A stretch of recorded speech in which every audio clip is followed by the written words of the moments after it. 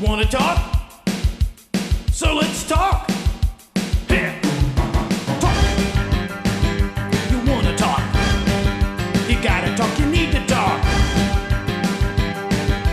News talk. I talk, you talk to Solomon. I talk, you talk to Solomon. Yeah, let's talk to Solomon. Talk to Solomon. You gotta talk, you wanna Good evening and welcome. It's a big night in America. It's the first real night of the Republican convention. And of course, it's time for Talk to Solomon. That's me, Stan Solomon, my co-host. Chief Steve. Former Police Chief Steve Davis, lawman extraordinaire, and also from the Southern Hemisphere on his birthday, Brent Johnson. Hello, Brent. Thank you. I appreciate that. Thank you very much. Yes, it is my birthday today or yesterday, depending upon where you're talking from. There you go. And by the way, now that you're 21, it is legal to do most of the things you're already doing. All right. Thank you, Stan. I appreciate it. You're welcome, my friend. All right. My friend John Price, he was my attorney and many people's attorney, a well-respected man who ran for governor, who ran for senator, and who ran for cover when certain people were around. John Price joins us. Hello, John. Hello, Stan. Written for the county line, too, as I recall. John has written several books. One of them has the delicate title of The End of America, in which he makes some prophecy, if you will. John is a student of, a believer in, and a follower of the Holy Scripture. John, let me start by saying that I was very pleased to hear that this new Bible quiz show is the biggest cable show in history, and it has taken off like a rocket. Did you hear about that? I did, and also 2016 is a major movie across the country, but if you watch the mainstream media, you wouldn't know it existed. Well, of course, that's a topic for discussion. But let us just start with you reviewing your first book, The End of America, and previewing your second book, Second Term, a novel of America in the last days. Stan, thanks for the introduction. This is the title of the book, The End of America. In this short period of time that we have, I obviously can't cover 320 pages, but let me just do a quick summary.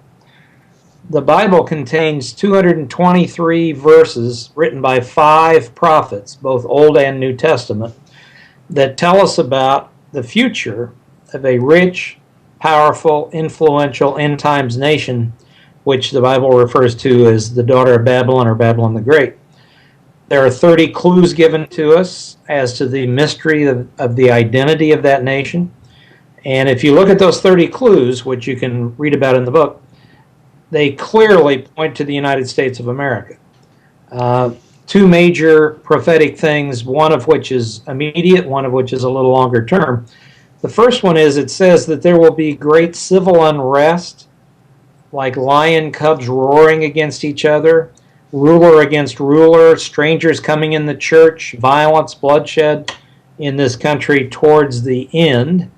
And then before its destruction, the leader of this country betrays Israel, stabs it in the back, contrary to its treaty obligations. And as a result, as a lady said to me this morning, who read the book, if Israel goes down, we go down. As a result, the United States, the daughter of Babylon, is destroyed because of what it does to Israel. But before all that happens, there's great violence in the land. Anybody who reads anything on the internet in the last few months knows that the stage may very well be set for a great deal of violence in the land during the next 70 days, which would be unfortunate, but there are lots of reasons to believe that could happen. Well, let's start at the end and work our way to the front. Many people believe that Iran is hell-bent, and I use that word advisedly, on destroying Israel, that Israel is absolutely, committed to surviving by and utilizing whatever means necessary. And people have looked at that and said that it is highly likely that Israel will attack Iran using whatever type of strategy and weaponry, and that Barack Obama, who is as anti-Israel as anyone can be and not be a Muslim, oops, maybe I misspoke, but at any rate, that he can't come out against Israel or act against Israel prior to the election if he has any hope of winning re-election. Do you agree with that? Well, I think that's true. There are a lot of people who are speculating that Benjamin Netanyahu will, in fact, launch an attack to try to prevent any further development of nuclear weapons by Iran prior to the election, because he is convinced that if there is a second term for this president, that there's no possible way the U.S. would support Israel after, and may even try to prevent militarily the invasion of Iran by Israel. I don't know. There are a lot of different theories about whether or not Israel will have the gumption to go ahead and do it. If it was Stan Solomon, and you were worried that somebody across the river wanted to come in and destroy you and your family, you would take them out, as would I. But we'll have to wait and see. I'm not really sure whether or not the Ezekiel 38 and 39 prophecies are quite up yet. And the main reason I say that is that those are based on Israel being at peace, and Israel is not yet, quote, at peace. But back to your original question. If the United States gets itself in a position of stabbing Israel in the back end, not coming to its aid when it cries out to us, then we will, in fact, pay for it heavily as a country. Dr. Summerall, when he was alive, wrote a book called Jerusalem, the City Where Nations Go to Die, because anybody who's ever opposed Israel has paid for it because of God's promise in Genesis 12:3 that he would support those and bless those who bless Israel, but he would curse those who curse Israel. We do not ever want to be in a position of cursing Israel. However, for those who have seen 2016, those who have read the book The Communist, those who have seen the new DVD, The Dreams of My Real Father, we have an unusual situation where we have a president just kind of like three legs of a stool. Number one, who has received Marxist training as a young man. Number two, who received as a teenager, Muslim training as a young man. Number two, who received as a teenager Marxist training by Frank Marshall Davis, the known communist in Hawaii. And number three, because of his purported father in Africa, anti-colonialist background. All three of those really go together because, as D'Souza points out in 2016, if you believe that a Muslim nation was oppressed by the colonialists, then you want to support them. So you take all three of those together, and we have what I would refer to in a blog I'm writing right now called the perfect president. Because if God wanted to bring up an instrument of judgment on our country because of abortion and the various other things that we could talk about, how could you get a better person than a man who's been trained as a Muslim, raised as a Marxist, and whose purported father is an anti-colonialist? All those three things together in an American president, how could that ever possibly have happened? What are the chances of that happening? But here we have it, and here we have a president who next week will assume the mantle again in North Carolina and accept the nomination of his party. And at least at this point in time, there is a fair chance he'll be elected to a second term. Second Term is a novel based upon the end of America, based on what might happen if the man is elected to a second term. All right, let's go around the horn. Brent Johnson, I'm sure you have something to say on this. Well, first I want to applaud you on what you said about he was trained in Marxism. When I first saw Barack Obama, really watched him, was at his acceptance speech at the last Democratic National Convention, and I paid very close attention, and I believe Karl Marx would have given him an A+. He is such a textbook Marxist. I think that it is very well spoken that the daughter of Babylon, that the great serpent, that the beast of Revelation indeed is the United States. I think that I have not read your book, and I absolutely have many, many times read various versions of the Bible and have become very, very convinced that the U.S., for many, many reasons, is indeed the great daughter of Babylon. And we are indeed coming to an end. So I'm fascinated by the things that you were saying. As a matter of fact, I may even want to have you on my show to talk about these books as well. I'm listening avidly to everything you have to say, and you're so right on about the Marxist Muslim nature of Barack Obama. The only thing I would say different is that he is not qualified to be president because he was born in Kenya. So he is the illegitimate president, and if he is elected to a second term, it will be the second term as illegitimate president. Everything he does has no force in law. Well, unfortunately, it has a force in reality, our reality, but let's go to Chief Steve. Well, the question about how we got Barack Obama as the president is a very good question, and I would just say there's a lot of blame on all sides of the aisle for that to have happened, unfortunately for us. When I always think about the end of the world or the end of days, first of all, I'm a practicing Catholic, and I truly believe in Jesus Christ and the Bible and the prophets and all of that. But I think about the story of when Jesus talked to the apostles, and he came in and said, hey, one of you is going to betray me. Well, Judas was screwed on the spot because he had to obey Jesus Christ's commandment. But also, if there's a prophecy that's supposed to be true, it's going to be true that the end of the world's coming, we can't stop it. So perhaps we're just witnessing it without any ability to really stop the end of the world.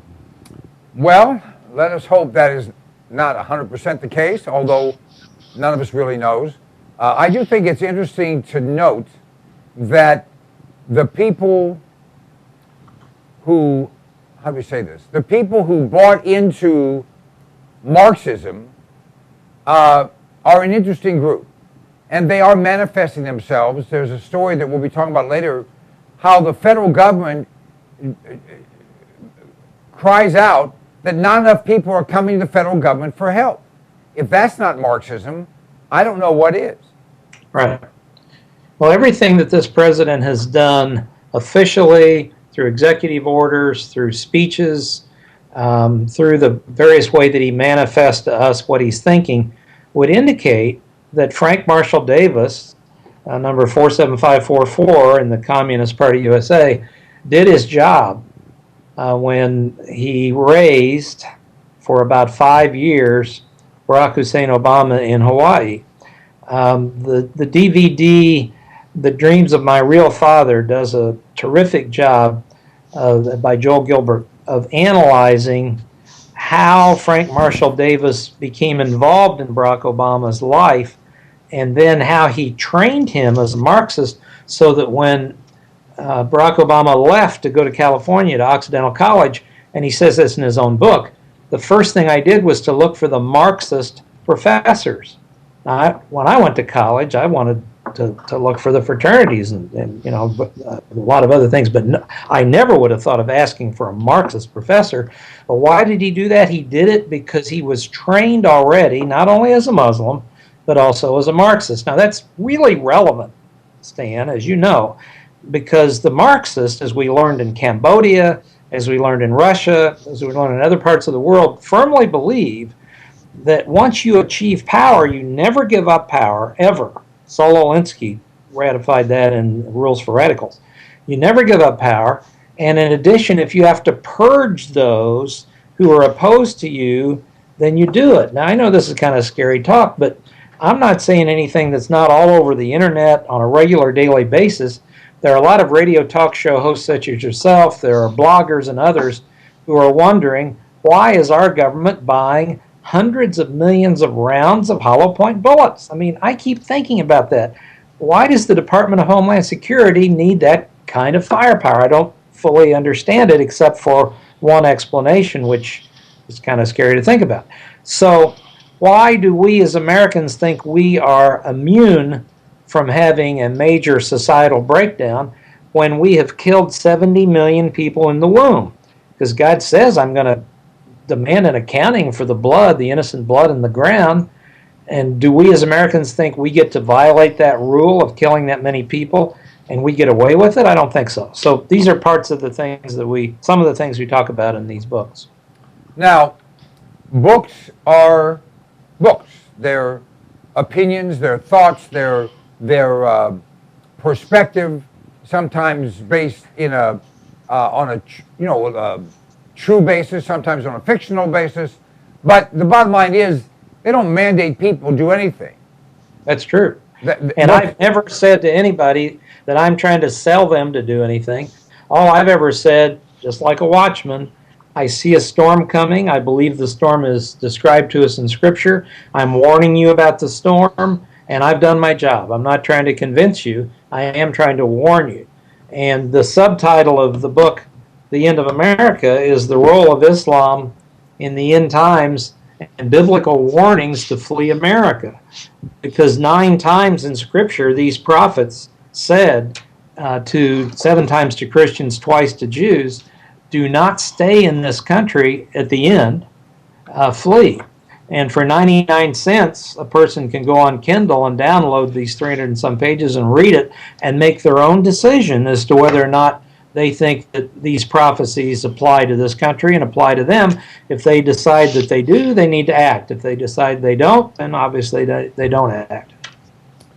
Well said. All right, let's go back to Brent. Brent? Yeah, actually, an interesting thing what you said about Marxism and the credo of power. Once you have power, never let it go. One of the American statesmen, Frederick Douglass, 19th century, said that power concedes nothing without a demand. Okay, which is why I'm always out there saying what we actually need is an armed revolution against this kind of Obama Marxism, because there's no other way to get rid of the Marxists. There's no other way to get rid of the Marxists. The other thing, you made a comment about the government getting hundreds of millions of rounds of ammunition. Just today, a story came across my desk. The Weather Service, the National Oceanographic Administration, the NOAA, are asking for 46,000 pieces of hollow point ammunition, hollow point bullets. Those are the ones that explode inside your body and cause a lot of damage. The Weather Service. So you're saying about, all this ammunition, it should cause people a lot of concern, a great deal of it. We had some discussion on that last week, Chief. About the bullets? Yes. Hollow point bullets do not explode inside the body. They're actually designed to mushroom when they make impact, and they're a much less fatal round than full jacketed bullets, because people are usually struck less times with those bullets than full jacketed bullets. So the purpose of a hollow point bullet is to mushroom upon impact, spread the energy around, and create a more of a knockdown effect.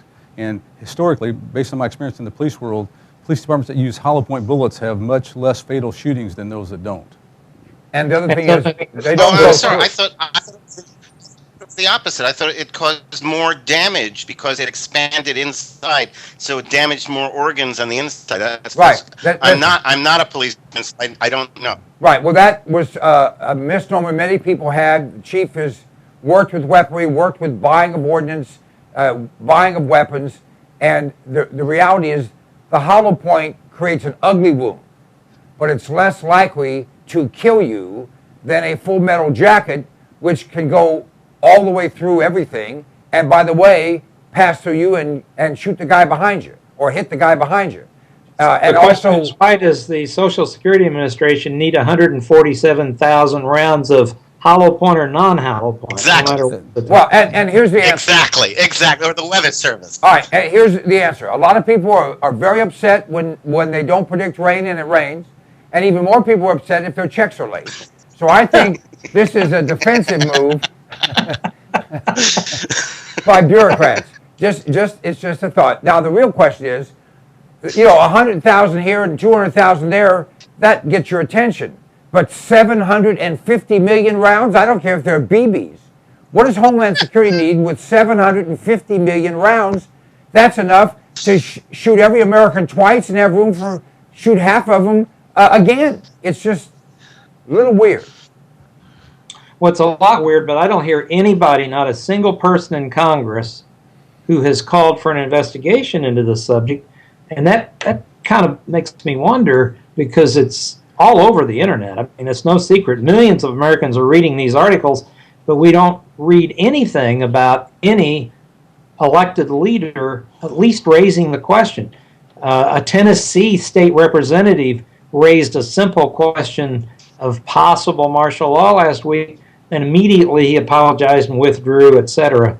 My only question is, since prophecy says there'll be great violence in the land and bloodshed and ruler against ruler and strangers in the sanctuary in the church, then why do we not as Christians begin to think, well, that's very possible, particularly in a contested election situation that we're facing now. Hopefully that won't happen. Hopefully we'll get through the next 70-some days. Everything will be great. We'll have a declared ruler. We don't have to wait on hanging chads. We'll know who the president is, and there won't be any problems. But I think there's at least some reason to believe that we could have violence because of all the stories concerning the training of Occupy Wall Street people and Acorn people and SEIU people. Why are they being trained? I mean, what's the purpose? And this is not training in how to vote, but training in how to resist. What's the purpose of all that unless there's some plan afoot? And I don't want to sound like I'm a complete kook. I just think the Bible says the prudent sees the danger and flees from it, and I just want to pay attention to the danger that is possibly coming. Well, it's interesting that last comment you made, John, because somewhere in the Bible, I don't remember exactly where, it says if someone comes to kill you, surely you must rise up and kill them. I don't think the prudent move is to flee. I think the prudent move is to buy and know how to utilize weapons. I think we have to be in a position to counter the human refuse that makes up Occupy and Acorn and these other groups. Stan, are you aware of the, go ahead. Go ahead, Chief. Well, my comment was I think both are true. I think both are true. That Stan, you're absolutely right. And as a matter of fact, just recently, County Judge Tom Head from Lubbock, Texas, said that he foresees a civil war if Obama wins. This is a county judge who came out and said this. He's asking for higher taxes for the local DA and for the sheriff's office so that they can defend when the civil war breaks out if Obama wins. But I think it's also important that what you're saying about how if you see something coming, if you see a nuclear bomb is going to be dropped on your city, arming yourself isn't going to do a whole lot of good, okay? If the wrath of God is coming down, if the land is going to be swept clean and you see it coming, arming up isn't going to help. So I think both factors have to be, there have to be people armed with the armor of God, absolutely, but there also have to be people who carry the message, who flee to take it to another place on earth. I think the end of the world doesn't mean the end of the world per se. It means the end of the world as we know it. Some will survive. All right, go ahead, John. Well, there are many people. As a matter of fact, it's been estimated 300,000 per year who are fleeing the United States. And we've run into some of those people. And most of them, the ones that are Christians particularly, are fleeing into a new ministry. They're not fleeing just to save their skins, even though that's obviously consideration. They're fleeing because they believe that God has called them to go to another country to begin a ministry to share the gospel with people who really want to hear it. Because just to be blunt about it, a lot of Americans really don't want to hear the gospel. They think they've heard it and they're kind of bored. Americans are a lot more concerned about American Idol than they are about American abortions, for example. Look what happened to the poor guy out in Missouri just for making a simple comment about trying to preserve life. Essentially, I would agree with your other guest, and that is that since Scripture says 9 times to flee, unless God tells you specifically not to flee, I think you have to give real serious consideration to doing so. Chief? Well, I'm not going anywhere. I'm going to stay right here and do my part. Protect Stan. But no, it's the other way around usually. But you know, there's a lot of things that come to mind as well. Number one, historically, every nation on the face of the earth since the beginning of time has had a revolution about every 200 years into its existence. So the United States is a little past 200 years, so we're actually due historically or statistically for a revolution. But also, we're supposed to have right now, according to the Constitution, a well-regulated militia. So that means that us, we the people, are supposed to be regulated into a militia groups that are organized and trained in order to protect ourselves from the government. And so if the government knows that they can never ever take over we the people as long as we own our guns. And so the only way to do that is either ask us, which we won't turn them in, or take them from us. And if they take them from us or try to, they're going to have firepower to do that. So I think there's You probably saw the newspaper articles in the last 2 or 3 days that several American veterans have been pulled in, taken in, arrested for psychiatric examinations because they've written blogs that are critical of the administration or in some way not acceptable to D.C. That appears to be, according to the Hageman report and other things that I've read, a spreading phenomenon across the country in which people are essentially being hauled in and questioned as to whether or not they are psychotic because they're not supporters of what's happening in Washington. Well, I think you have to be psychotic to That's support a- what's happening in Washington. well, he mentioned American Idol earlier. One comment, Steve. If Hold on, Brent. Steve, Brent, hold on one second. Brent, hold on. Go ahead, Chief. So in regards to the American Idol issue, the liberals have been very good, though. They've taken over education, entertainment, and the news media. And so everything that Americans have heard for a long time, especially our youth, have been exposed to is the liberal side of this whole thing. They've been indoctrinated into that way of thinking. So they've been very good at that, and our side's not been good at that at all. All right, go ahead, Brent. Yeah, this is a great conversation. We're all trying to talk at once. Yeah, one comment, Steve. Everything you said about the Second Amendment is true. With the one thing I think you got a bit wrong, which is well regulated in 1791 did not mean regulated as in controlled. It meant with firearms that were in good working order, knowing how to use them. What we need are the people themselves with workable firearms who understand how to use them, not regulated in the sense that government means regulated today. Well said, and I agree. All right, we're just about out of time. John, closing thought. You said people can go to Kindle and they can, for 99 cents, read the book on Kindle? Yes, we set it as low as we could because, frankly, I wanted people to understand what prophecy has to say on this subject. They can make up their own mind. But any fair-minded person who looks at the 30 clues as to the mystery of the identity of the daughter of Babylon, Babylon the Great, would have to conclude that this rich, influential, powerful, end-times nation is the United States, and then act accordingly. Now, do you have a website people can go to? Yes, www.endofamericabook.com, endofamericabook.com. Endofamericabook.com. Right. John Price, it's always a pleasure. Stay well, my friend. Hope your wife is feeling good. And She is. Thank you. we look forward to having you back. Great, Stan. Good to talk to you. And also, Brent, good to talk to you. And also, Captain, good to talk to you. Hey, Chief. Chief, General, actually, Admiral. Steve is fine. Steve will work. We'll be back shortly, folks. Stay tuned.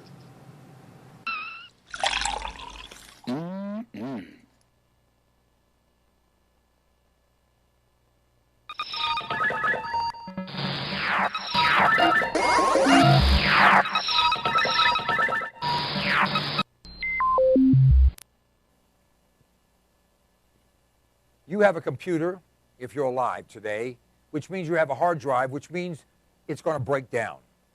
Mozy, the backup people, for thousands, for Stan, for thousands of people, for tens of thousands of people, is simply common sense.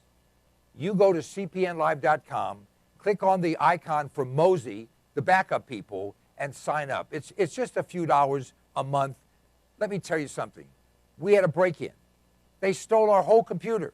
You know what? When they take the computer, you can't recover anything, but we had Mozy. We had the backup. We were able to restore everything simply by buying another computer. cpnlive.com, click on the icon for Mozy, the backup people, and give yourself common sense, peace of mind, great value, the best thing you've ever done. Sooner or later, it's going to be Mozy, the backup people.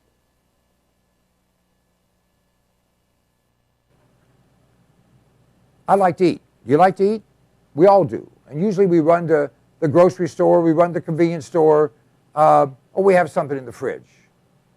But power's been out in parts of this country in the last few weeks. We don't know what's going to come down the pike economically. Smart people are putting in food. Alpine Air Gourmet Reserves is a line of foods that you can put away that will last for a very long time. You know, they say eat what you store and store what you eat. This is great tasting stuff, healthy for you, a full line. You go to our website, cpnlive.com, and click on the button for Alpine Air Gourmet Reserves and see all the different things we have. This is good tasting food. It's reasonably priced. It will last. And it's worth its weight in gold if a problem arises. I know you don't think there's going to be anything that goes wrong. Actually, you do. This is smart. This is smart insurance. This is smart preparation. This is smart thinking. You have kids, you have a spouse, you have parents, you have dependents, you have an appetite. All those things can be addressed by a frugal but smart investment in Alpine Air Gourmet Reserves. Try them out. You will be tickled to death with the taste of them. You know what? In many cases, people start to eat this and they think, heck, this tastes better and costs less than what you're going to the grocery store to buy. cpnlive.com, check it out. Hey, my name is Stan Solomon, and you know if I have something to say, I'll say it. And I'll only tell you the truth because I'm a Republican, not a Democrat. Democrats always lie. Republicans only lie half the time. I don't lie at all. This is the Fuel Mule. It's an extraordinary product that was developed by a friend of mine, an engineer, and it increases the fuel mileage on your vehicle. If you have a combustion engine, this will increase your mileage by 10 to 20%. It bolts around your fuel line. You can install it yourself or have your mechanic do it. It is an extraordinary item, and it flat works. I've been using it for more than 10 years. It's increased my mileage on every vehicle I put it on, and by the way, it will last forever. You can get rid of your vehicle, just take it off and put on the next one. Go to cpnlive.com. You'll have more information there. You can order it right there. We absolutely guarantee you'll be satisfied. The Fuel Mule. It's a way to kick down your cost of fuel and kick up your mileage. Don't you love the name? I thought of it. The Fuel Mule. Let me ask you a question. Do you like being sick? I have in my hand an incredible product. It's called TR10 Supercolloidal Silver. TR10 stands for a trace to the negative 10th power. The particles in this silver product are 6 to 8 angstroms, 6 to 8 10 billionths of a meter. Now listen to me. Silver has been the magic bullet for all of human existence. The Egyptians used silver instruments. We use silverware. They put silver in your teeth because nothing can grow on silver. Silver will kill anything but liberalism. I'm working on that. This product, you go to cpnlive.com, buy 1 quart of this product. It will last you for a very long time. Anytime you feel like you've been exposed to something bad, take some of this product, spray it in your mouth, or take a little bit and gargle it, swallow it.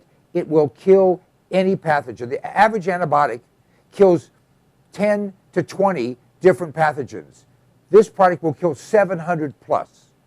Do yourself a favor, do your family a favor, do your doctor a favor. He's tired of seeing you. Get Supercolloidal Silver. Go to cpnlive.com, order the product. It's $29.95 plus shipping. I think it's $39.95 delivered any place in America right to your door. It's worth 10 times that.